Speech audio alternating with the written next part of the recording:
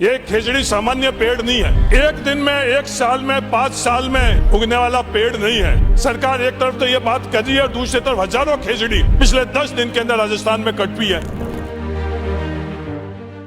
बायतू विधायक हरीश चौधरी ने गुरुवार को विधानसभा में खेजड़ी बचाने का मुद्दा उठाते हुए सरकार को घेरा। चौधरी ने मीडिया से बात करते हुए कहा कि सरकार एक तरफ खेजड़ी बचाने के लिए कानून लाने की बात कर रही है, दूसरी ओर 10 दिन से चल रहे आंदोलन को नजरअंदाज कर रही है। सरकार की कथनी और करनी में बड़ा अंतर है, क्योंकि हजारों की संख्या में खेजड़ी को काटा जा रहा है। चौधरी ने बताया कि खेजड़ी को कानूनी तौर पर संपत्ति माना जाता है। ये पेड़ नहीं, राजस्थान की लाइफलाइन है। जीवन रेखा को खत्म किया जा रहा है। एक पेड़ काट कर दूसरा पेड़ लगाना, लेकिन ये सब दिखावा है। खेजड़ी की औसत आयु 400 वर्ष है। उन्होंने कहा कि जिस खेजड़ी की रक्षा के लिए हमारे पूर्वजों ने अपना बलिदान दिया, आज उसे बचाने में हमारी सरकार विफल हो रही है। छपनिया अकाल के दौरान खेजड़ी की छाल खाकर लोगों ने जीवन बचाया था। ऐसे में सरकार को खेजड़ी को बचाने की कोशिश करनी चाहिए। सरकार का मन खेजड़ी को काटने वाले को प्रोत्साहित करना है, जिसका हम विरोध करते हैं। रेगिस्तान में सबसे पहले खेजड़ी आई, फिर जीवन आया और फिर सभ्यता आई। आज सरकार नजरअंदाज कर रही है।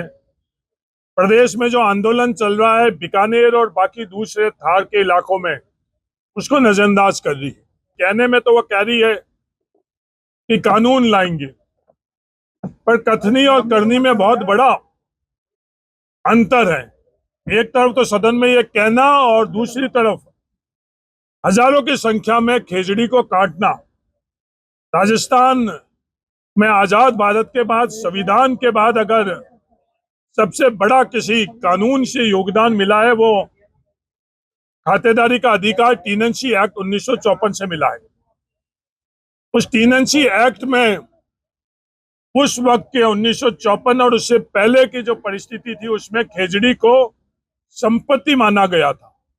पर वो जीवन रेखा को आज खत्म किया जा रहा है। जो लाइफलाइन है थार की, खेजड़ी सिर्फ एक वृक्ष नहीं है। जो नियम बने हुए हैं कि एक पेड़ के बदले दूसरा पेड़ लगाना, खेजड़ी की औसतन उम्र 400 वर्ष है। 60 वर्षों के अंदर खेजड़ी जो पूरा वृक्ष बनती है, पेड़ बनता है। जो 56वां काल था, अंग्रेजी वर्ष 1900, उस वक्त थार में रहने वाला किसी भी पृष्ठभूमि के इंसान को प्रकृति ने हर प्रकार से अपने आप को पीछे कर दिया और इकलौता कोई हम लोगों को जीने के लिए आधी से ज्यादा आबादी उस अकाल के अंदर इस थार में रहने वाले लोग की मृत्यु हो गई थी। जो बचे थे उनको जिंदा रखने के लिए खेजड़ी की छाल खाकर और उस वक्त खेजड़ी ने जीवन दिया। आज सवाल ये है कि उस खेजड़ी को हम नारों तक, विकास भी विरासत के जैसे नारों, राज्य वृक्ष घोषित करना और उस खेजड़ी को धरातल के ऊपर विलुप्त करना, इन दोनों में से हमको क्या करना चाहिए। आज सदन में भी मैंने ये बात उठाई और आप लोगों के माध्यम से मैं राजस्थान को कहना चाहता हूं कि हमारी पीढ़ी विफल हो रही है।